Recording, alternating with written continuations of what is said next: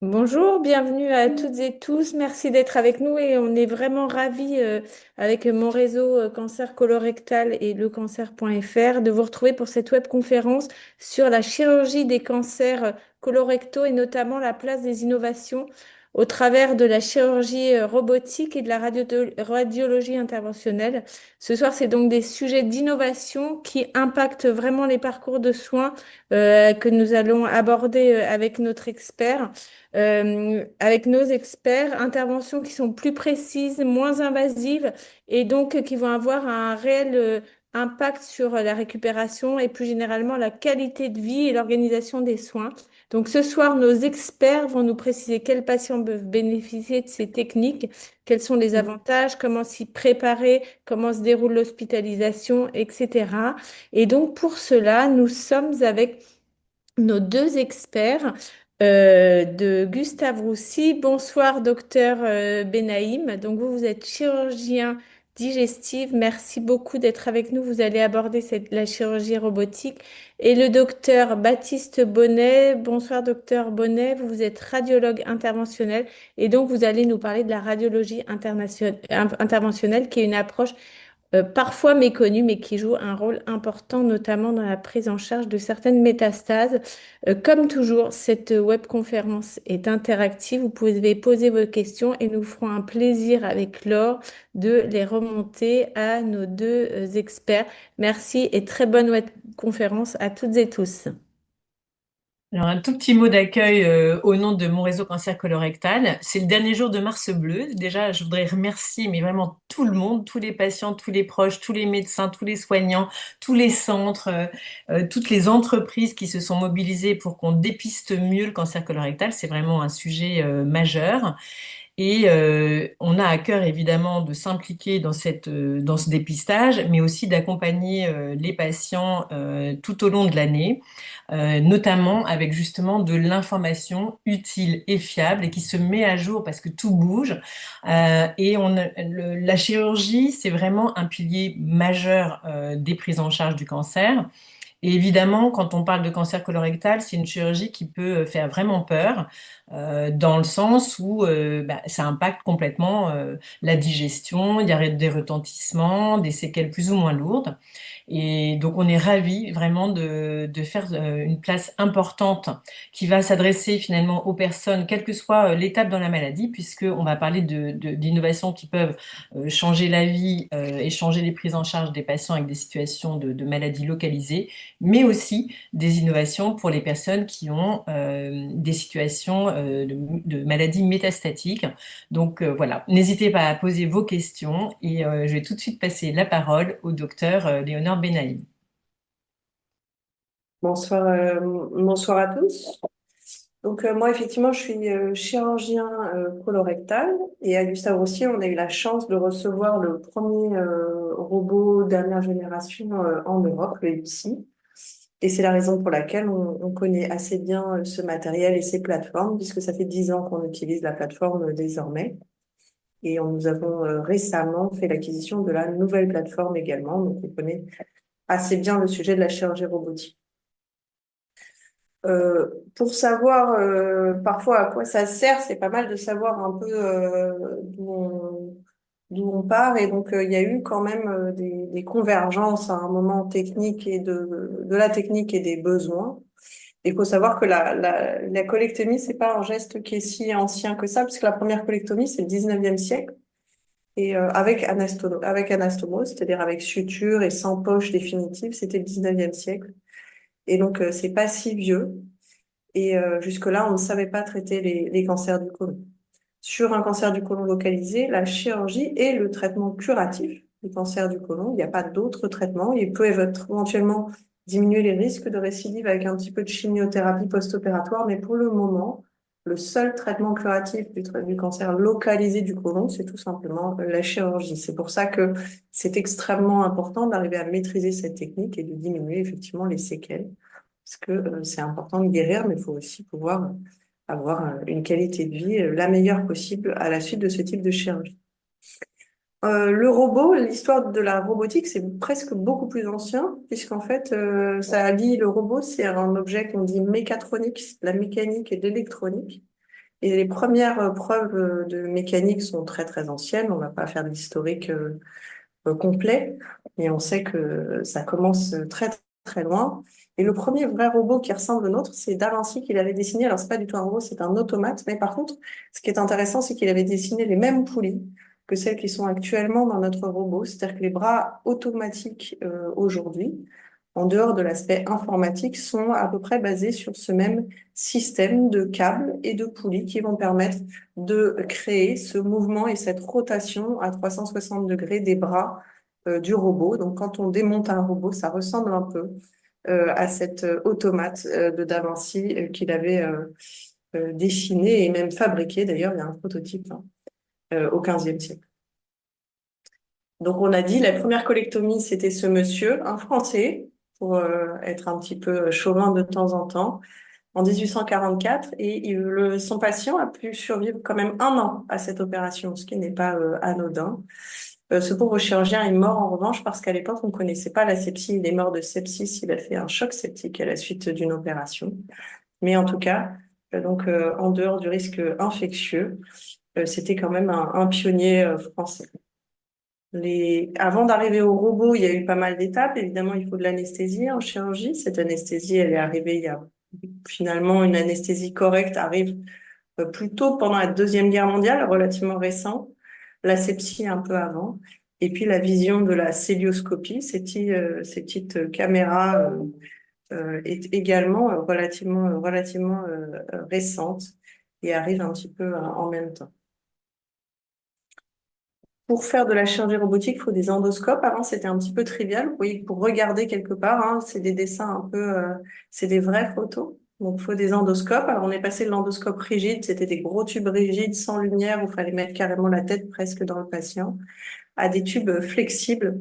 Et ça, ces tubes flexibles sont assez impressionnants, mais sans anesthésie. On avait quand même des fibroscopes, pareil, qui sont arrivés un petit peu plus récemment. La laparoscopie, c'est une idée assez incroyable. C'est l'idée de gonfler le ventre, pouvoir écarter et créer de l'espace entre les organes et pour pouvoir faire une opération avec des petites incisions. Autrefois, on disait à grand chirurgien, grande incision. Donc, plus les incisions étaient grandes, plus le chirurgien était content. Et puis, on s'est aperçu que c'était morbide. Pourquoi? Euh, Parce que ça fait mal, en fait. Ce qui fait mal dans la chirurgie, c'est l'incision. Plus l'incision est petite, moins la chirurgie fait mal et moins le traumatisme abdominal est grand et plus les patients récupèrent vite. Ça fait moins mal. Il y a moins de mobilisation des anses intestinales et donc les anses intestinales, plus on les laisse tranquilles, plus elles sont contentes. Une récupération, il y a quelques années, même quand j'étais interne, hein, on restait quasiment une semaine pour une colectomie et vous verrez qu'aujourd'hui, eh bien, on en est à des hospitalisations en ambulatoire pour la même chirurgie parce que cet abord, sans toucher l'intestin presque, ou en tout cas en n'abordant que la partie qu'on souhaite retirer, crée une récupération bien plus rapide et une reprise du transit bien plus rapide. Donc, ce chirurgien a décidé d'utiliser cet instrument optique, c'est un instrument optique rigide. Il a surtout eu l'idée de créer un pneumopéritoine, de gonfler le ventre pour créer de l'espace. Et il a commencé par opérer les chiens, qui sont en général, qui étaient un très beau modèle. Le chirurgien précédent français qu'on a vu aussi a opéré beaucoup de chiens. C'était le modèle de l'époque. C'est pas un très beau modèle parce que ça cicatrise pas bien le chien, il meurt assez vite. On préfère les cochons désormais, mais en tout cas, c'était les modèles de l'époque. Et là, je vous ai évidemment pas mis de chien. Et je voulais vous montrer un petit peu l'ergonomie de l'époque. Et donc, c'est un premier équivalent d'entraîneur optique. Donc, vous voyez qu'il y a l'œil dans un optique, des instruments qui sont extrêmement grands et rigides et qu'il va falloir, comme des baguettes, avec beaucoup d'adresse, essayer d'attraper quelque chose. Je peux vous proposer de faire ça à la maison avec des baguettes. C'est pas facile, c'est encore plus dur que les baguettes chinoises parce qu'il y a un axe fixe qui est très très distant de l'endroit où on opère. Donc, il y a un axe de rotation fixe qui est la paroi abdominale. Il va falloir tourner autour de cet axe de rotation pour pouvoir opérer. Vous imaginez que c'est pas si simple, en fait.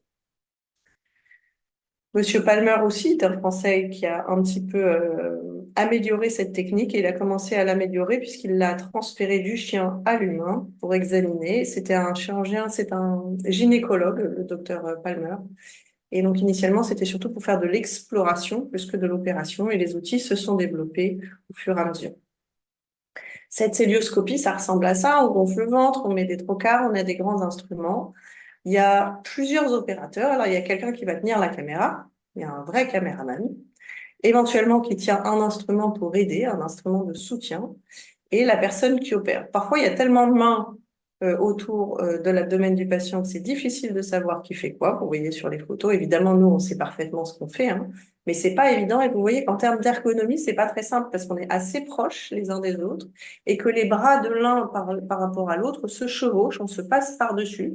Et donc, il y a la première contrainte que vous avez vue sur le modèle de départ, mais en plus de cette contrainte, s'ajoute pour opérer la contrainte qu'il faut exposer les organes, en repousser certains pour accéder à d'autres, et donc on est un petit peu contraint dans cette cavité par l'espace, et les chirurgiens et l'aide opératoire sont un petit peu confinés les uns avec les autres. Par ailleurs, la caméra, on reporte une image sur un écran. Vous voyez que la première évolution, ça a été de transformer cet écran 2D en écran 3D. Les chirurgiens ont ensuite, après la chirurgie laparoscopique standard, si je puis dire, on a commencé à faire de 3 dimensions. Donc tout le monde porte des lunettes. Le problème des caméras, c'est qu'elles sont tenues par cette aide. Et le 3D avec un aide qui tient la caméra, c'est assez inconfortable en termes visuels parce que la caméra tremble un petit peu, bouge un petit peu. Et donc, si on associe ces tremblements et ces mouvements au phénomène 3D, on a rapidement un petit peu mal à la tête. C'est assez engageant comme chirurgie.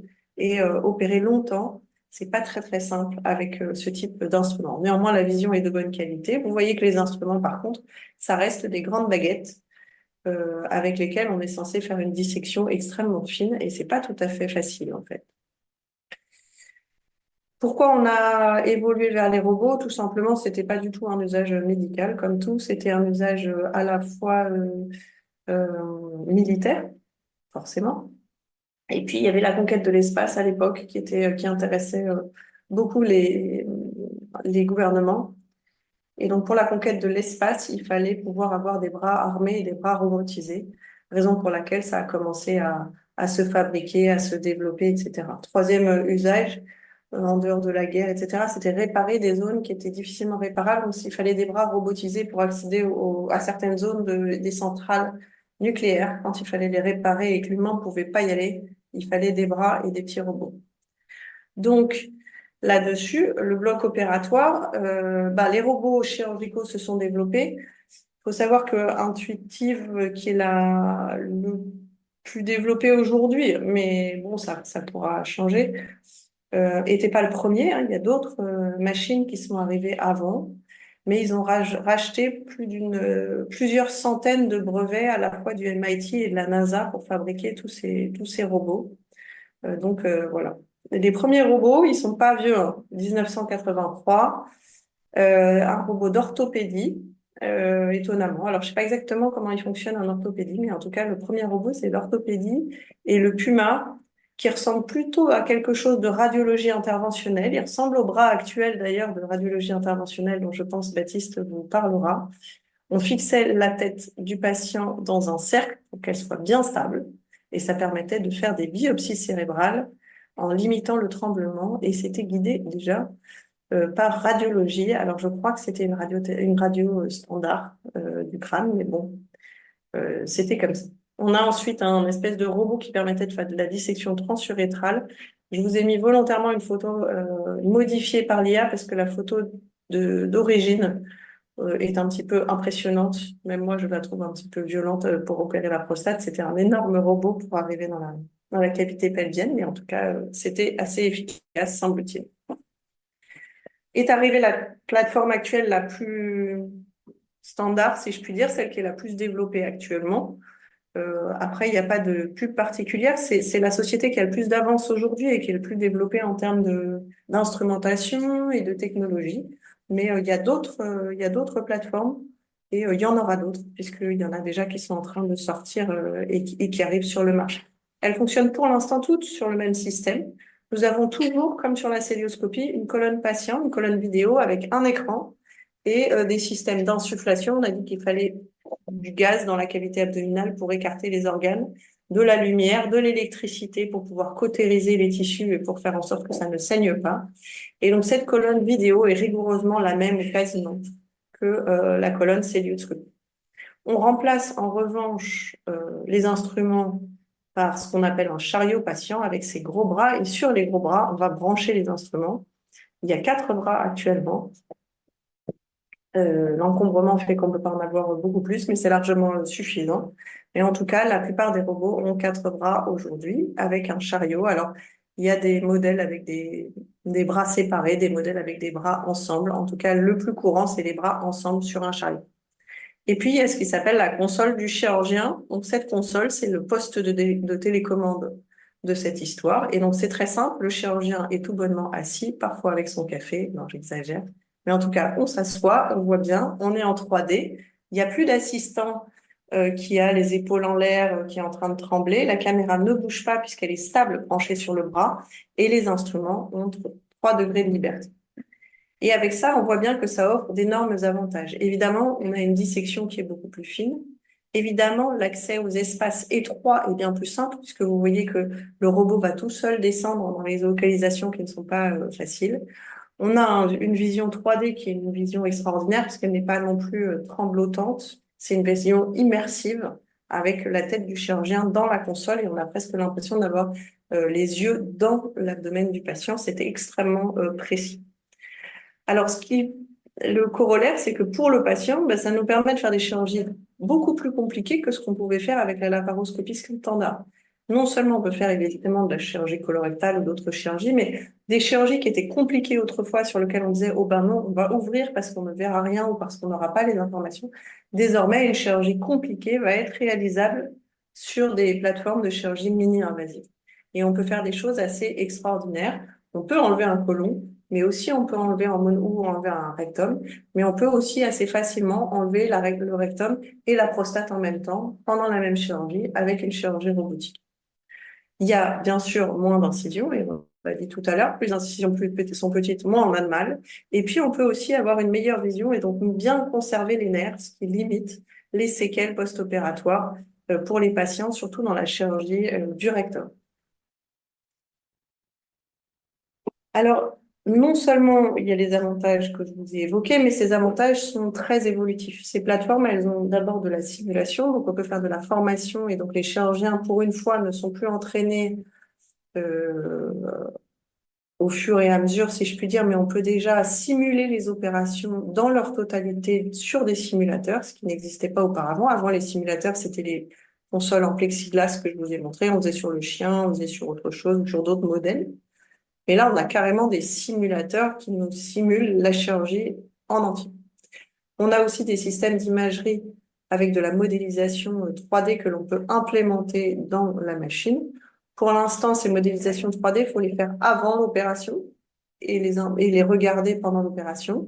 Mais toutes les industries sont en train de travailler de façon à ce qu'on puisse avoir en même temps des superpositions d'images. Pour l'instant, ça ne fonctionne pas très, très bien, mais c'est très, très proche d'arriver, ce qui fait que le chirurgien aura en direct la vision anatomique des endroits où il peut aller, où il doit aller, et où il faut éventuellement qu'il faut éviter pour éviter les soucis.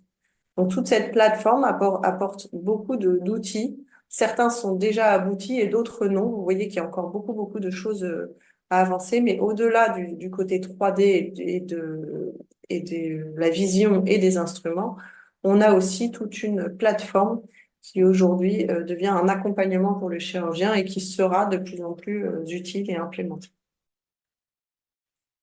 Pour l'instant, il reste quelques petits soucis quand même. C'est que le chirurgien est en vase clos, il a la tête dans la console, donc il faut quand même réapprendre à communiquer, puisque au lieu d'être côte à côte, parfois trop proche, là, le chirurgien n'est pas loin du patient, il est toujours dans la salle, je vous rassure. L'image du chirurgien très à distance, c'est techniquement faisable, mais ça n'est pas fait, c'est pas l'objectif de ce type de machine.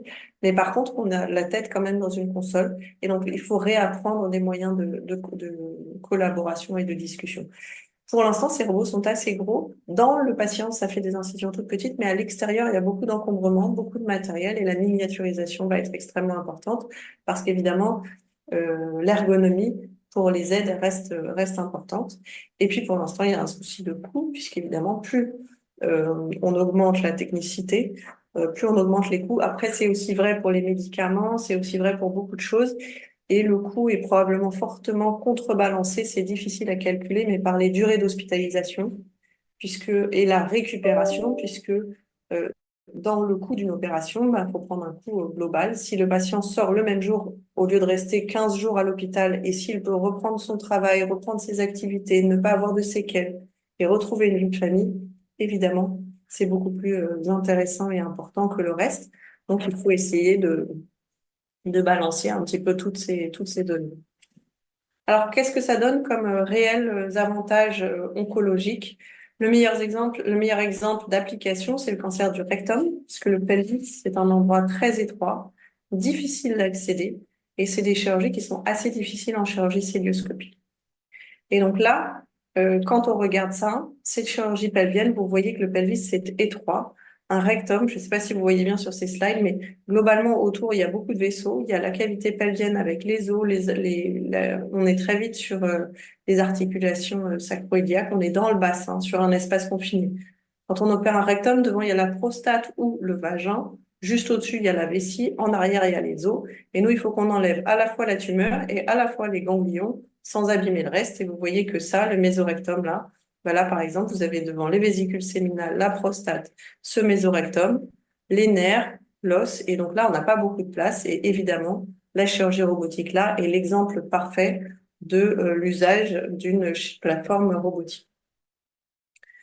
Et ben, est-ce que ça sert à quelque chose d'utiliser ce robot très très cher et très précis en dehors du confort du chirurgien? Oui. En tout cas, il y a une étude randomisée, c'est-à-dire qu'on tire au sort les patients. Certains ont été opérés en cœlioscopie et d'autres ont été opérés en chirurgie robotique. Et dans cet essai, qui est un essai coréen, il y a eu plus de 1000 patients inclus, 500 patients opérés en cœlioscopie, 500 en chirurgie robotique. Dans cette étude, le taux d'exérèse complète, c'est-à-dire de résection complète de la maladie, était bien meilleur en chirurgie robotique qu'en chirurgie cœlioscopique. Alors, bien meilleur, la différence est statistiquement significative. Vous voyez qu'on faisait très bien en cœlioscopie. Il faut quand même garder en mémoire que la chirurgie cœlioscopique est quand même très efficace sur ces tumeurs localisées. Déjà, en cœlioscopie, on est à quasiment 97% de résection complète de la tumeur. Donc, on est vraiment sur des chirurgies curatives. En chirurgie robotique, on augmente encore un petit peu de quelques points ce taux d'exérèse complète, puisque vous voyez que la chirurgie est beaucoup plus simple. Donc, on a de meilleures marges, une meilleure qualité d'exérèse, une meilleure qualité oncologique. Est-ce que ça se retraduit? Oui. Dans cette étude coréenne, alors il n'y en a qu'une, il n'y a qu'une seule étude, et en général, on aime bien confronter les études et en avoir plusieurs pour renforcer notre propos. Mais en tout cas, dans cette étude, la survie des patients était meilleure. Il y avait moins de récidives dans les groupes des patients opérés en chirurgie robotique, probablement parce que les marges chirurgicales étaient meilleures.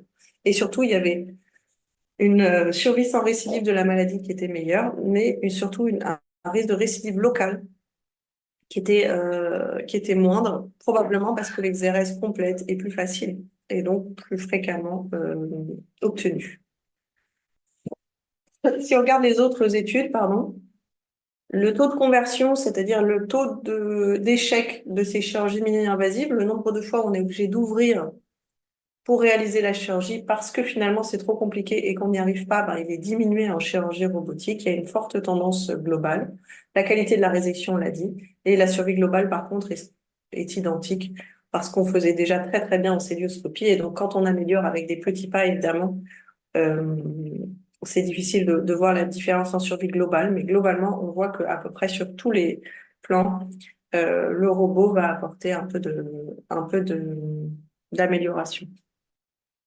Les perspectives de ces robots, je vous ai montré un robot à 4 bras. Nous avons désormais un robot avec un seul bras. Qu'est-ce qu'il a, ce robot avec un seul bras? Et vous voyez que là, on peut faire la même chirurgie, non plus avec 4 incisions, mais avec une seule. Alors là, l'incision était particulièrement petite, mais avec une incision de 3 cm, on fait exactement la même chose qu'avec plusieurs incisions de 1, parce que ce bras a permis de miniaturiser encore plus l'abord. Et donc, cette miniaturisation permet d'être encore plus précis et de gagner encore. Alors là, on n'a pas d'études qui ont été réalisées avec cette plateforme. Nous, on l'a reçue il y a 1 an pile et on a commencé à opérer les malades avec. On est très satisfait, mais vous voyez que on va vers une miniaturisation qui ne cesse de progresser. La précision, je vous ai mis un petit film qui normalement doit marcher. Non, il marche pas. Il marchait chez moi. Bon, bah ça fonctionne pas. Mais vous voyez que ces petits instruments vont pouvoir bouger et, et on va pouvoir, avec cette extrémité-là, vous voyez que là, on a introduit les instruments par un seul port. La caméra va avancer et les bras, ah si, ça fonctionne. Et donc, vous voyez que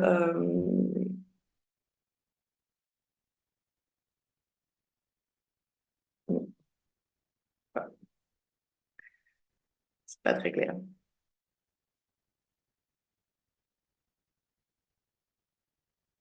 Je sais pas si on peut avancer un peu.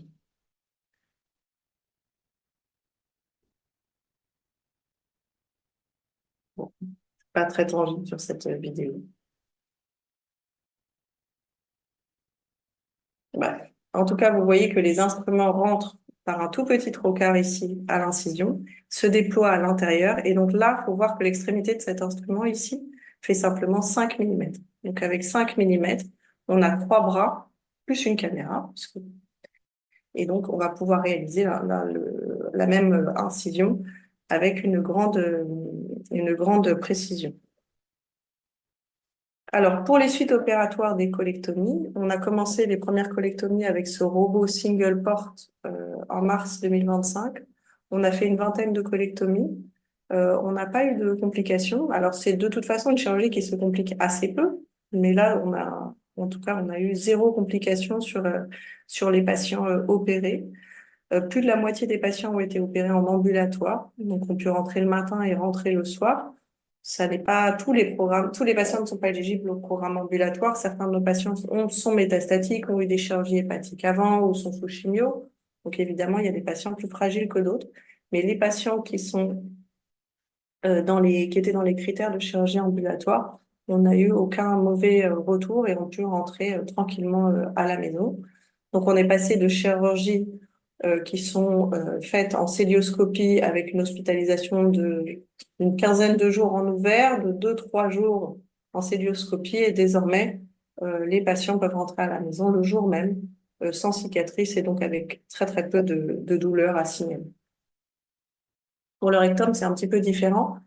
On a 5 à 10 jours d'hospitalisation, une stomie temporaire pour limiter les risques de fistule. On fait un contrôle scanner à 1 mois, mais on est capable de faire les chirurgies du rectum avec cette machine single port, d'avoir à nouveau une seule incision et d'avoir surtout une épargne nerveuse puisqu'on voit très bien lors de la dissection tous les nerfs de la région pelvienne, ce qui permet, on l'espère, d'avoir moins de séquelles. Et encore faut-il le prouver, il y en a moins en multibras, encore moins, on l'espère, avec ce simple bras.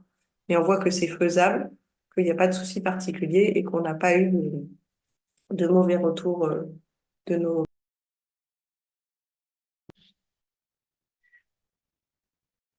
Voilà, Ah. c'était un peu ce que je voulais vous montrer sur la chirurgie robotique, mais je suis disponible pour vos questions. On a quelques questions sur la plateforme. On vous invite d'ailleurs à poursuivre d'en poser si vous le souhaitez. Moi, j'en ai une un peu générale pour commencer.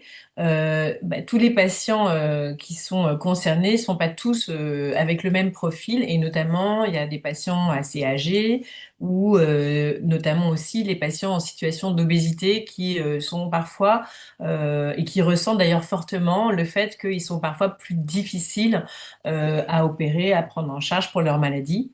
Et donc ma question, c'est est-ce que ces techniques pour ces patients plus complexes, en fait, sont aussi une solution pour pouvoir les opérer, les soigner et avoir moins de conséquences et de désagréments après la chirurgie?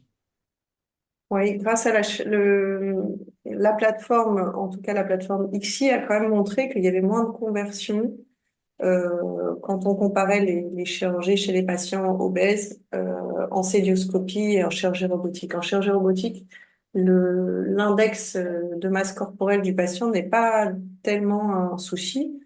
L'exposition est relativement facile, on voit plutôt assez bien et c'est un très gros bénéfice pour les patients corpulents Au contraire, c'est presque plus facile. Vous avez vu qu'avec l'encombrement, c'est presque plus simple d'avoir un patient un petit peu large que des patients très très fins, où les bras vont être un peu plus proches les uns des autres, mais c'est effectivement un très très gros avantage. Et Merci. l'âge, non, il n'y a pas d'âge limite.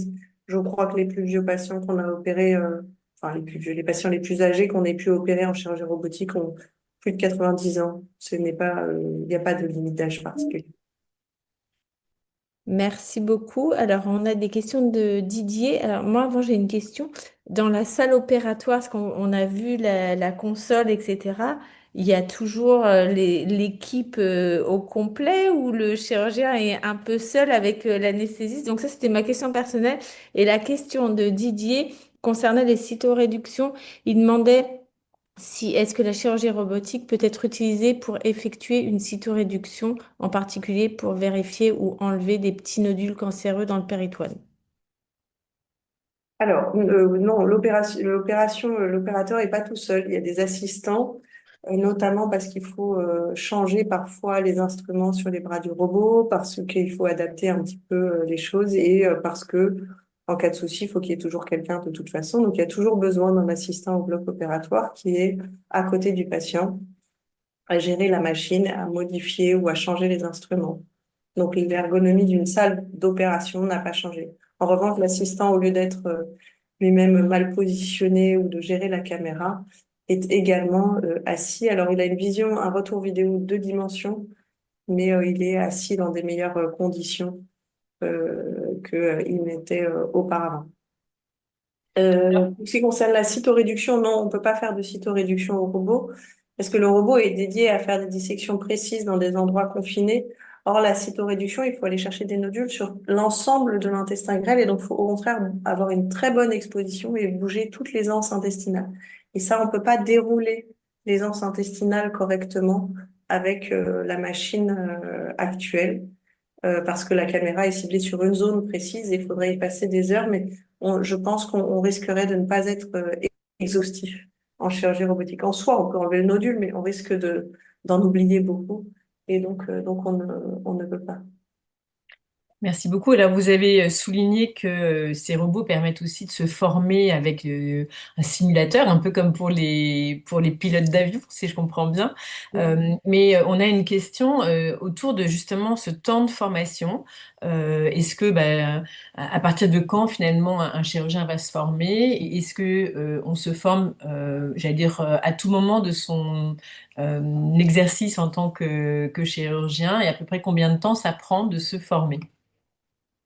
Alors oui, à n'importe quel moment, je donne beaucoup de cours de chirurgie robotique et y compris à des chirurgiens qui ont plus d'expérience que moi, si je puis dire, des chefs de service de temps en temps, dont certains sont pas loin de la retraite et qui se mettent néanmoins à la chirurgie robotique, ça pose pas de souci. C'est pas forcément les meilleurs chirurgiens néanmoins. Plus on est habitué à la célioscopie, c'est pas forcément facile de faire le switch. C'est vraiment deux choses très très différentes et deux façons d'opérer différentes. Donc l'expérience chirurgicale en célioscopie aide pas nécessairement à cette conversion.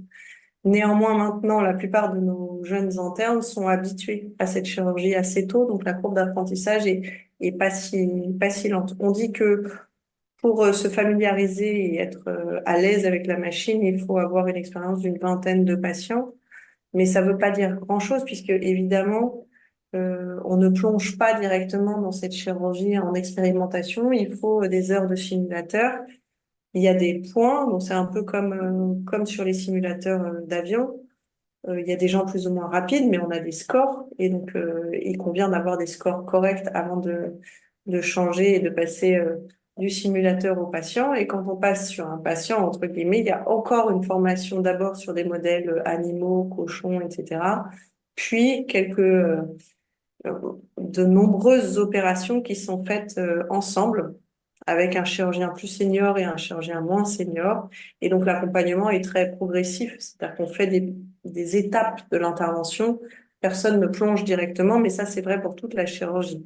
On fait des étapes de l'intervention sous surveillance d'un senior jusqu'à ce que le senior considère ou juge que ces étapes sont suffisamment maîtrisées pour qu'elles puissent être faites seules. Donc le compagnonnage est un peu identique à ce qu'il est pour le reste de la chirurgie. Il est rendu plus simple, puisqu'il y a une grosse partie qui peut être externalisée et notée, donc il y a une partie plus objective aussi, parce que c'est pas simplement le feeling de l'opérateur, il y a des notes sur les simulateurs, et donc là-dessus, on peut pas mentir. Si la courbe d'apprentissage sur le simulateur est pas terminée, on peut rien faire, évidemment, au robot. Donc ça nous apporte des choses assez différentes et très intéressantes aussi. Merci. Alors, on fait souvent enfin, on a fait parfois des webconférences sur la prise de décision, les RCP, etc. Euh, Quand un patient est opéré par robotique ou de façon classique, qui décide? Est-ce que c'est le chirurgien? Est-ce que c'est la RCP? Donc ça, c'est une première partie de ma question. Et la deuxième partie, qui est une question qui vient aussi de la plateforme, qui est... est-ce qu'aujourd'hui, tous les centres et combien de centres sont équipés? Alors, on a bien compris que vous aviez le NEC plus Ultra avec le premier, ce type de robot et le premier en Europe, mais est-ce que de nombreux centres, la majorité des centres sont équipés au moins de robots en France? Il y a énormément de centres. La plupart des centres référents qui font de la chirurgie du rectum ont aujourd'hui accès à au moins une plateforme robot. Il n'y a pas de preuve que l'une soit supérieure à l'autre aujourd'hui, hein. Vous avez vu que déjà en célioscopie, on a des très bons résultats. Donc l'implémentation est importante, mais que ce soit une plateforme ou une autre, il n'y a pas de supériorité de l'une ou l'autre. Ça peut être éventuellement des techniques opératoires un petit peu différentes. Donc, aujourd'hui, il y a plus de 450 robots en France, voire même plus. Il y a des centres qui en ont deux, voire trois. Donc, l'offre de soins est quand même assez large sur le territoire français. C'est le chirurgien qui décide, sous réserve qu'il y ait de la place, parce que même avec un ou deux robots, les robots sont quand même fortement utilisés. Et donc, on va organiser souvent les plages robotiques en fonction de la difficulté chirurgicale. On va réserver le robot pour les patients difficiles. Ça peut être une chirurgie, par exemple, d'un patient obèse dont on parlait tout à l'heure, ou d'une tumeur particulièrement mal placée. Et donc, ça va être une hiérarchisation. C'est pas discuté en RCP parce que finalement, c'est un problème très technique, pas tellement oncologique à discuter avec les oncologues, mais ça va être une discussion entre les chirurgiens pour pouvoir euh, bien organiser et bien optimiser la plateforme et en faire bénéficier ceux qui en ont le plus besoin. Probablement, il y a des endroits où les entraînements se font sur des chirurgies de hernie, par exemple. C'est un bon outil pour la hernie, mais peut-être que s'il y a le choix, on peut pondérer sur les zones où on en a le plus besoin. Merci beaucoup. Je propose qu'on donne la parole maintenant au docteur Bonnet sur la radiologie interventionnelle. Et puis, si on a d'autres questions, docteur Benaïm, on reviendra vers vous à la fin de la conférence. Docteur Bonnet, c'est à vous. Bonjour à tous, je suis le docteur Bonnet, je suis radiologue interventionnel à Gustave Roussy également, comme le docteur Benaïm. Donc je vais déjà essayer de vous toucher un mot de ce que c'est la radiologie interventionnelle, qui n'est pas toujours tout à fait clair euh, dans la communauté des patients. Donc c'est une spécialité qui consiste à faire des interventions, comme leur nom l'indique, qui sont micro-invasives. Ces interventions, elles peuvent se faire grâce à l'essor récent des outils de guidage d'imagerie. Donc nous, on opère sous guidage de l'imagerie, là, principalement sous guidage des rayons X, à savoir le scanner ou la fluoroscopie, et on peut également s'aider de l'échographie. Alors, il y a deux types d'intervention en radiologie interventionnelle, deux grands cadres. Il y a la radiologie interventionnelle qui est dite percutanée, donc c'est des interventions pendant lesquelles on traverse la peau avec généralement des aiguilles pour les amener à un endroit précis, généralement dans une tumeur, pour aller la détruire par le chaud, par le froid, par l'électricité. Et puis il y a un deuxième grand cadre qui est ce qui s'appelle l'endovasculaire. Ce sont des interventions au cours desquelles on se balade dans les vaisseaux en se guidant avec les rayons X le plus souvent pour aller précisément, dans le cas qui nous intéresse, dans les artères qui vascularisent, qui alimentent les tumeurs pour les boucher, pour mettre des produits de chimiothérapie, des produits radioactifs pour essayer de les détruire. On va voir tout ça un peu en détail. Dans le cancer colorectal, la radiologie interventionnelle n'a pas énormément de place, voire pas du tout, dans les cancers localisés, qui sont l'apanage de la chirurgie, un petit peu de l'endoscopie. Par contre, elle a une place de plus en plus grandissante dans les cancers colorectaux métastatiques, que ça soit à visée curative, pour certains patients, on va voir lesquels, ou à visée de, de, de prolongation de la survie, et enfin, éventuellement, à visée d'amélioration de la qualité de vie. On va voir un petit peu tout ça. C'est mes conflits d'intérêts. Alors, vous voyez comment se présente une salle de radiologie interventionnelle. C'est une salle de bloc opératoire. On est habillé en stérile. En ça ressemble à la chirurgie. Cependant, il y a d'autres machines. Alors, on a aussi des robots, je vous montrerai après, mais ici, c'est les machines de guidage. Le grand cercle, ici à gauche, c'est un scanner. Et puis, le petit carré un peu plus proche du radiologue interventionnel, c'est la fluoroscopie. Et vous voyez que tous ces moyens de guidage sont reportés sur un grand écran. Et donc, on travaille en utilisant en direct ces moyens de guidage qui nous permettent de voir l'intérieur du malade sans avoir à ouvrir. Ça permet de manipuler des instruments depuis l'extérieur à l'intérieur sans avoir à effectuer d'incision. Donc le docteur Benaim vous disait qu'avec le robot, on peut faire des toutes petites incisions. Nous, on ne fait même pas d'incision, on fait des ponctions, donc c'est équivalent de prise de sang, quoi, si on veut, en termes de cicatrices. Euh, et on peut faire ça grâce au guidage en direct par ces outils d'imagerie. Alors là où la radiologie interventionnelle s'est le plus développée et de manière historique et où sa place est la plus grande dans la prise en charge des cancers colorectaux métastatiques, c'est dans le cadre des lésions hépatiques. Donc vous savez, peut-être je vais vous apprendre, mais que le foie, c'est la première localisation de métastase quand on a un cancer colorectal par un mécanisme assez simple qui est que le sang qui vient du tube digestif est filtré par le foie, qui filtre les, ce qui vient de l'alimentation. Et donc, si des petites cellules cancéreuses passent par ce sang-là, elles vont se greffer en premier dans le foie. Et donc, la présence et la progression de ces lésions hépatiques métastatiques conditionne grandement la survie des patients qui sont métastatiques de cancers colorectaux. Et jusqu'à aujourd'hui, le seul traitement curatif, donc à visée curative pour essayer de guérir les patients qui sont métastatiques, c'est la chirurgie. Donc il faut essayer d'opérer pour enlever toutes les lésions qu'on voit au niveau du foie. Alors vous allez voir que plus récemment, la radiologie interventionnelle qui, si on veut, a un petit peu les mêmes objectifs que la chirurgie, commence à s'intégrer un petit peu aussi à cet endroit-là. Vous voyez qu'il y a une grande différence. Alors ça, c'est des courbes de survie, c'est peut-être pas très facile à interpréter, mais il faut imaginer que la courbe rouge en haut, montre le nombre de patients qui vont survivre au cours du temps, c'est les patients opérés, et la courbe verte, les patients qui n'ont pas pu être opérés de leur métastase de cancer colorectal. Donc on voit bien que la chirurgie améliore la survie si elle est possible. Donc tout l'enjeu de la prise en charge de ces patients, c'est de rendre cette chirurgie plus ou moins radiologie interventionnelle ablation possible. Alors, quand je vous disais que la radiologie interventionnelle commence à s'immiscer, c'est que les techniques qu'on a de percutané, dont je vous parlais tout à l'heure, de mettre une aiguille pour détruire une tumeur, elles ont les mêmes objectifs que en fait, le fait d'aller réséquer, d'aller ouvrir et enlever un morceau de foie. Le but étant d'essayer de se débarrasser de la tumeur avec des marges de sécurité autour pour éviter qu'elle revienne. Alors, pour faire ça, on met des aiguilles au sein des tumeurs en se dirigeant avec les moyens que je vous ai montrés tout à l'heure. Et puis, il y a plusieurs manières de les détruire. Soit par le chaud, ça s'appelle la radiofréquence ou le micro-ondes, c'est ce qui a été étudié plus anciennement. Par le froid, ça s'appelle la cryoablation. Et puis, un peu plus récemment, on peut aussi détruire les tumeurs avec de l'électricité. Donc, on fait passer des courants électriques entre des aiguilles, ce qui va ouvrir des petits pores, des petits trous dans la paroi des cellules et les faire mourir.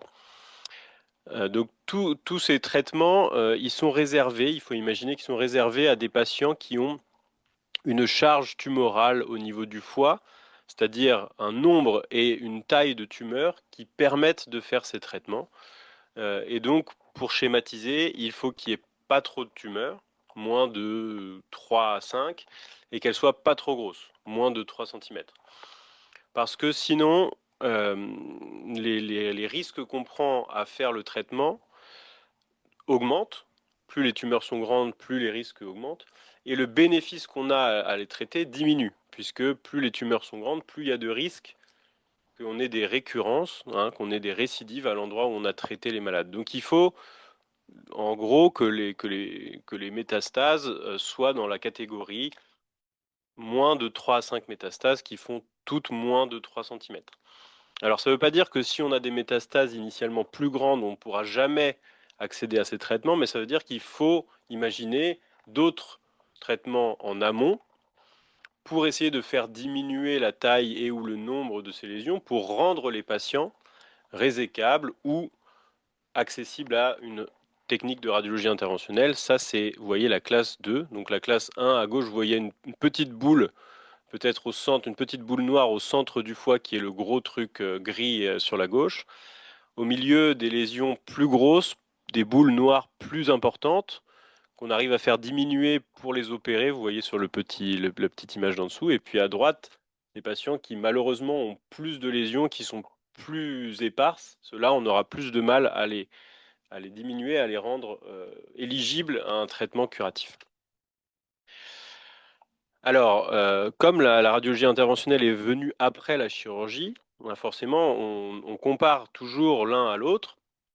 Alors en fait, on s'est rendu compte qu'il y a en fait des patients qui sont plus ou moins adaptés à chacune des techniques. La radiologie interventionnelle ne va pas remplacer la chirurgie, elle va s'appliquer à des malades pour lesquels les critères dont je vous ai parlé tout à l'heure de taille, de nombre et également de localisation des lésions dans le foie sont propices à ce genre de traitement. Euh, Par exemple, sur la gauche, on voit que les lésions sont ce qu'on appelle sous-capsulaires, donc c'est-à-dire qu'elles sont périphériques dans le foie, et ces lésions-là sont plus simples à traiter en chirurgie, puisqu'on enlève un petit morceau de foie juste au niveau de la capsule, on voit très bien, alors que les patients bleus au milieu ont des lésions qui sont centrales et qui sont beaucoup plus difficiles à accéder en chirurgie et qui sont paradoxalement plus simples pour nous à traiter puisqu'on voit mieux les lésions au centre du foie et que on peut brûler la zone sans craindre de brûler des choses alentour dangereuses.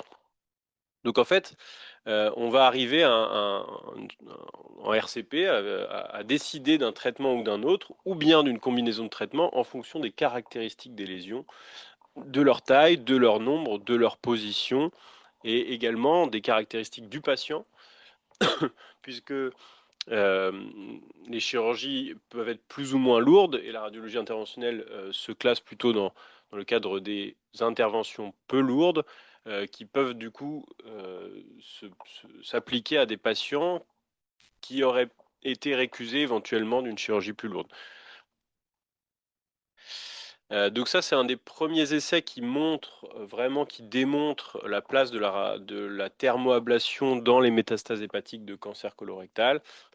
C'était un essai européen, donc avec beaucoup de centres qui participaient, principalement en Hollande, qui comparait les radiofréquences, donc la brûlure des lésions dans le foie, à la chirurgie, de manière randomisée, donc c'est-à-dire la technique la plus robuste pour essayer d'avoir une preuve de l'efficacité d'un traitement. Et je vais passer vite sur les résultats, mais ce qui est intéressant, c'est de voir que la radiofréquence a abouti à un contrôle de la maladie équivalent à la chirurgie. C'est ce qu'il y a sur la droite, local control. Un tout petit peu meilleur, mais équivalent statistiquement. Et surtout, l'essai a dû être arrêté précocement pour cause de bien moindres complications dans le bras des brûlures hépatiques par rapport à la résection chirurgicale. Et donc, il y avait moins de complications dans le bras de radiologie interventionnelle. des hospitalisations moins longues et un coût de traitement global moins important. Donc ça, c'est pour vous souligner un petit peu qu'il y a des études qui commencent à arriver, qui démontrent l'impact de faire des traitements micro-invasifs. Ça ressemble un peu à ce que disait le docteur Benaïm sur, on a commencé par ouvrir le ventre de manière très large, puis faire de la laparoscopie, puis faire du robot. Et ben, la radiologie interventionnelle est une sorte d'étape également dans le micro-invasif. Alors, il faut garder l'efficacité, c'est ça qui est important, hein. C'est pas si on fait un traitement qui est moins invasif mais qui marche moins bien, c'est pas bon. Donc, il faut prouver qu'on a la même efficacité pour s'intéresser au fait qu'on est moins morbide et moins coûteux et avec une meilleure qualité de vie. Donc, en gros, ce que ça veut dire, tout ce que je vous ai dit, c'est que ça commence à être accepté que l'ablation percutanée, donc la brûlure des lésions dans le foie, est au moins comparable à la chirurgie, avec une moindre morbidité et une moindre mortalité pour des patients sélectionnés qui ont des lésions de moins de 3 cm, moins de 3 à 5 lésions en fonction des critères qu'on utilise. Alors, comment ça se passe effectivement? Là, je vous montre quelques images. Donc, ça, c'est les images que nous, on a au bloc opératoire. On repère la lésion sur un scanner qu'on fait initialement, puis on insère l'aiguille au centre de cette lésion. Alors, historiquement, on l'insérait à la main, hein, avec un contrôle échographique en temps réel. Et puis là, vous voyez en bas, je vous ai montré, ça, c'est un robot qui nous assiste pour positionner les aiguilles. Donc, pour le coup, il ressemble au robot du docteur Benheim, sauf qu'il a un seul bras. Parce que nous, on fait des trucs moins compliqués que la chirurgie. On n'a qu'un seul degré de liberté. C'est l'aiguille, elle va dans un seul axe. Donc en chirurgie, il y a 6 degrés de liberté, si je ne dis pas de bêtises, sur chaque pince. Nous, on a un seul degré de liberté. Et la chose qu'on a, qui est sympa aussi, c'est qu'on a un contrôle en temps réel, grâce à l'imagerie, à l'intérieur d'organes qui sinon on ne pourrait pas voir en leur sein. Donc là, on voit un exemple de métastase au niveau du foie, qui est le petit rond blanc sur les images de gauche.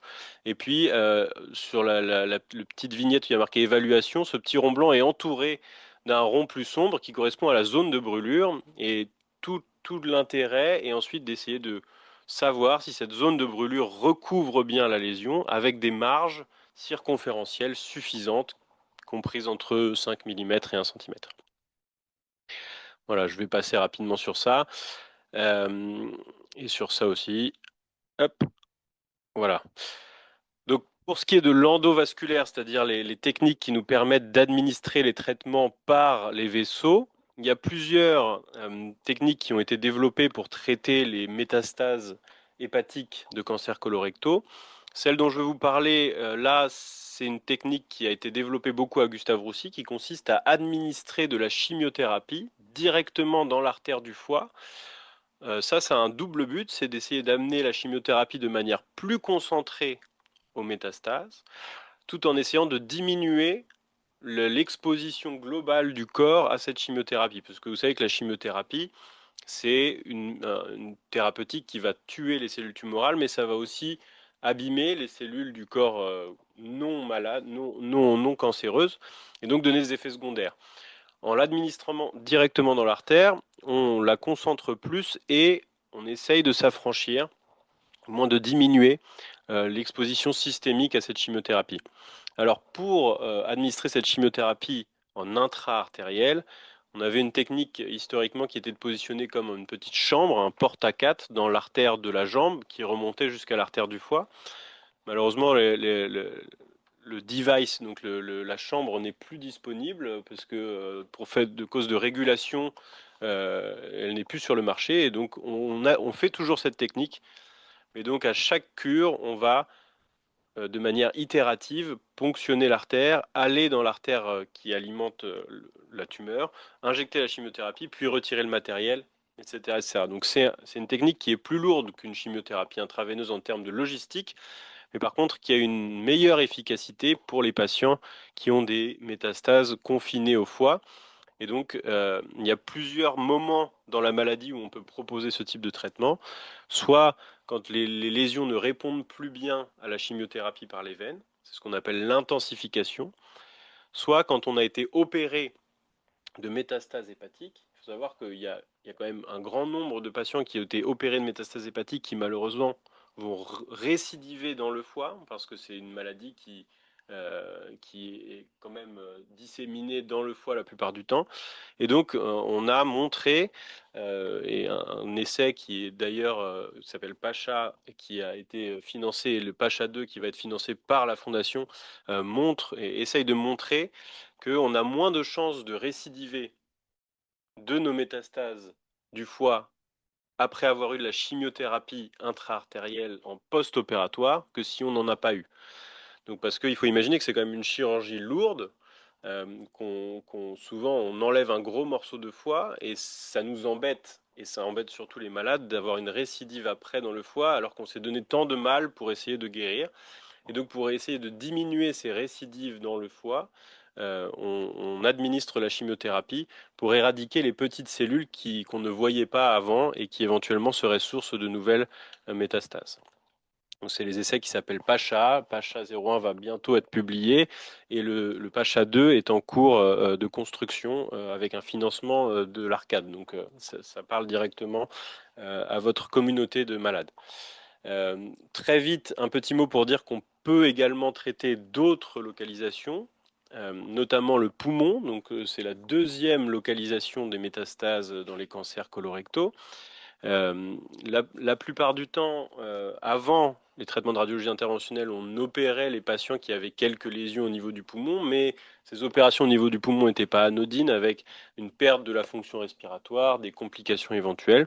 Et donc de plus en plus, on a tendance à proposer des traitements micro-invasifs qui ressemblent à ceux dont je vous ai parlé dans le foie, qui sont la radiofréquence et la cryoablation, qui s'adressent également à des patients qui ont des petites lésions qui font moins de 3 cm en gros, et peu de lésions, moins de 3 à 5. C'est toujours à peu près les mêmes chiffres qu'il faut retenir. Le but de ces interventions, c'est d'essayer d'une part de guérir les patients qui ont ces lésions et aussi d'essayer d'éviter aux patients qui ont peu de lésions ou une maladie lentement évolutive, d'éviter d'avoir recours à des nouvelles lignes de traitement systémique qui parfois ont des effets secondaires assez embêtants. Ça permet aux patients de faire une pause dans la chimiothérapie souvent. Voilà. Donc, très vite, mais pour vous montrer qu'on fait aussi bien que la chirurgie dans les métastases pulmonaires. Et donc, ça a tendance, la radiologie interventionnelle a tendance à prendre un peu le pas sur la chirurgie pour les métastases pulmonaires. Vous voyez aussi que la fonction respiratoire n'est pas impactée par les traitements ablatifs dans le poumon. Donc on a un gros recrutement à Gustave Roussy de patients oligométastatiques, donc qui ont peu de métastases du poumon, et notamment dans le cadre des cancers colorectaux. Et puis enfin, il y a beaucoup d'autres moments de la maladie où on peut intervenir. On intervient en support de la chirurgie pour essayer d'opérer les patients. Vous vous souvenez que la chirurgie est le traitement curatif des métastases hépatiques. Pour pouvoir opérer les patients, parfois il faut faire grossir le foie qu'on va laisser chez le malade, puisqu'on va enlever un gros bout de foie. Et pour que le foie restant dans le malade puisse subvenir à ses fonctions hépatiques, il faut qu'on fasse grossir ce foie restant. Et pour ce faire, on va boucher en amont les vaisseaux qui alimentent le foie qui est malade et qui va être enlevé. Et comme le foie se régénère, vous connaissez le mythe de Prométhée, si on bouche les vaisseaux du foie qui est malade et qu'on va enlever, ça fait grossir le foie de l'autre côté. Il y a deux lobes dans le foie, généralement on bouche le droit pour faire grossir le gauche, et ça permet d'amener les patients à la chirurgie, alors que sinon ils n'auraient pas pu être opérés puisque le foie restant était trop petit et ils allaient souffrir d'insuffisance hépatique, donc une maladie très grave. Donc ça, c'est ce qui s'appelle l'embolisation portale. Et puis il y a d'autres situations un peu plus subtiles. Voilà, il y a d'autres situations qui sont des situations palliatives où on peut être amené à aider les patients à avoir moins mal. Par exemple, c'est le cas ici de patients qui ont des métastases au niveau des os. Ces métastases sont douloureuses, elles peuvent occasionner des fractures du fait de la fragilisation de l'os par la tumeur. Et en radiologie interventionnelle, on peut être amené à effectuer ce qui s'appelle des cimentoplasties, c'est-à-dire aller consolider ces os en mettant une aiguille dans la vertèbre pour injecter du ciment pour consolider la vertèbre, diminuer les douleurs. On peut également le faire dans le bassin et à ce moment-là, on met des vis en plus de mettre du ciment pour soulager les patients qui ont des douleurs dues à des métastases et des fractures pathologiques, donc des fractures dues au cancer dans les os du bassin. Voilà à peu près tout ce que je voulais vous dire. Merci beaucoup, c'est franchement passionnant. Moi, j'ai un problème de voix tout d'un coup, évidemment, mais on voit combien ces innovations de radiologie interventionnelle, elles transforment l'efficacité, mais aussi comme vous l'avez souligné, c'est des espoirs de guérison nouvelle et également avec ces toutes petites piqûres, incisions, un impact en termes de qualité de vie aussi considérable.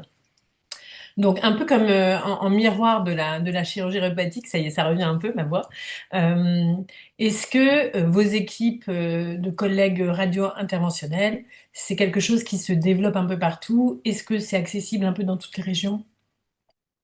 Alors, oui, la radiologie interventionnelle, notamment oncologique, se développe pas mal. Il y en a dans tous les centres de lutte contre le cancer et dans la plupart des CHU. Alors, ça reste moins répandu que la chirurgie, hein, bien sûr. Il y a notamment des centres régionaux qui n'ont pas encore accès au plateau technique. Euh, alors, parce qu'il y a différents niveaux de gestes potentiels en radiologie interventionnelle, mais des gestes, disons, de destruction percutanée qui sont pas les plus simples, sont pas accessibles partout, mais ça commence à se développer pas mal. Il y a un autre problème, c'est le remboursement. Donc, pour l'instant, comme il faut avoir une preuve de supériorité ou de non-infériorité d'efficacité pour amener le remboursement, bah forcément, ce remboursement vient après la preuve de concept. Et donc, pour l'instant, il y a pas mal de ces techniques qui n'ont pas encore un remboursement dédié, ce qui limite l'expansion, notamment dans les centres non universitaires. Merci. Alors, on a une question très technique, mais avant, je vais vous poser une autre question qui est la préoccupation souvent majeure des patients. Donc, on a vu que la segmentoplastie souvent avait un effet sur la douleur, mais est-ce que quand vous avez montré notamment la brûlure des métastases hépatiques, etc., est-ce que c'est douloureux pour les patients et est-ce que en post-intervention, je sais pas comment on dit ça, il peut y avoir des douleurs, comment ça se passe? Alors, c'est très peu douloureux en général. Pendant l'intervention, les traitements par le chaud sont douloureux, puisqu'on monte à des températures pour détruire les tumeurs qui sont au-delà de 53 degrés, la température à peu près cytotoxique, donc qui tue les cellules. Donc pendant l'intervention, ça fait mal, mais ces interventions sont faites sous anesthésie générale. Après l'intervention, c'est très peu douloureux. Il y a certains endroits des organes qui sont plus douloureux que d'autres, et donc on essaye d'anticiper. C'est les endroits à la superficie. Généralement, la superficie des organes, c'est les endroits qui sont innervés, donc la capsule du foie ou la plèvre, qui est l'enveloppe du poumon, sont des localisations un peu plus douloureuses. Et dans ces localisations, on a tendance à proposer les traitements par le froid, puisque le froid est plutôt un effet antalgique, hein. Quand on se cogne, on se met du froid sur une bosse pour avoir moins mal que le chaud. Et donc, quand les tumeurs sont proches de zones innervées, on traite par le froid. C'est quand même des traitements qui se font la plupart du temps soit en ambulatoire, soit avec une nuit d'hospitalisation. Et les patients ont des ordonnances dentalgiques très faibles, hein. C'est des paracétamol. Et dans la grande majorité des cas, c'est largement suffisant. Merci. Laure, alors du coup, je prends la question un peu spécifique. Alors, je vais reprendre ma plateforme pour pas me tromper. Est-ce qu'une thrombose de l'artère hépatique commune contre-indique toute autre chirurgie interventionnelle endovasculaire hépatique? Alors, c'est un petit peu technique, mais s'il y a une thrombose complète de l'artère hépatique, disons que la porte d'entrée pour administrer les traitements est occluse. Alors généralement, quand il y a une thrombose d'un vaisseau dans le corps, il y a d'autres vaisseaux qui se développent pour ce qu'on appelle de la collatéralité. Donc c'est comme une dérivation sur la route, hein, quand il y a une route qui a des travaux, il y a des routes parallèles. Donc il se peut qu'on puisse quand même passer par cette collatéralité pour arriver là où on veut. Mais c'est une situation qui est enfin, il faudrait voir les images pour répondre, hein. Disons que ça aide pas. Très bien. Moi, je voulais vous revenir sur finalement un peu tout ce que vous avez décrit ce soir. C'est des innovations qui ont un impact important sur la qualité de vie des patients, mais aussi sur finalement les parcours de soins avec beaucoup plus d'ambulatoires, donc beaucoup moins d'hospitalisation, moins de complications, moins de soins infirmiers pour des grandes cicatrices, par exemple, ou donc un certain nombre de risques qui diminuent. J'allais dire, pour les patients, c'est vraiment quelque chose, et leur famille, c'est vraiment des promesses importantes. Vous parlez aussi du coût que ça représente, donc avec moins de coûts d'une certaine façon pour beaucoup de soins, etc., mais aussi des investissements importants à faire. Et également la problématique de prise en charge ou de reconnaissance de ces actes ou de ce matériel. C'est l'occasion de rappeler que on propose des webconférences, mais on est aussi une association de patients avec mon réseau cancer colorectal qui veut porter la voix des patients. On est très proche de la Fondation Arcade qui se mobilise aussi beaucoup pour, j'allais dire, faire connaître, enfin, pour la recherche, mais aussi pour que cette maladie, qu'on parle plus de ces maladies et de ces prises en charge. Moi, je suis un peu choquée de me dire que votre petit boîtier pour faire de l'intra-artériel n'est plus accessible, par exemple. Donc, ma question, c'est est-ce que vous avez besoin d'aide pour aussi faire entendre ces progrès qui semblent être assez efficients pour tout le monde, le système de santé, les patients, et qui devraient peut-être être plus rapidement reconnus? Alors oui, la réponse est oui toujours. La question, par contre, il y a plusieurs niveaux dans la réponse parce que donc quand on a l'impression qu'on fait quelque chose d'utile et d'efficace, bah il faut déjà le prouver. Donc ça, on peut avoir besoin d'aide pour financer des essais qui permettent de montrer que ce qu'on fait est utile et moins invasif. Ça, complètement. Même si on essaye de s'appuyer sur des financements nationaux aussi, mais qui sont très compétitifs. Et après, effectivement, bien sûr, pour asseoir, entre guillemets, ces techniques innovantes, euh, il faut les faire connaître. Et là, oui, là, on a besoin de vous aussi, parce que les faire connaître, ça veut dire à la communauté médicale et à la communauté de patients. Donc on a de plus en plus de gens qui nous contactent directement, la plateforme Deuxième Avis, directement par mail. C'est assez important. Après, la problématique avec tout ça, c'est que enfin, certains centres ne peuvent pas répondre à la demande de tout un territoire, donc il faut aussi former, comme disait le docteur Benaïm, former les générations nouvelles pour pouvoir avoir une répartition, un quadrillage territorial suffisant. Euh, En plus, enfin, la politique de santé est pas tout à fait en faveur de faire des grands centres, disons une répartition en étoile du territoire, puisque maintenant il diminue beaucoup les remboursements des transports, par exemple des patients. Il faut justifier d'avoir une expertise qui justifie de faire venir le patient depuis une certaine distance. Donc effectivement, il y a besoin d'aide dans tous ces domaines.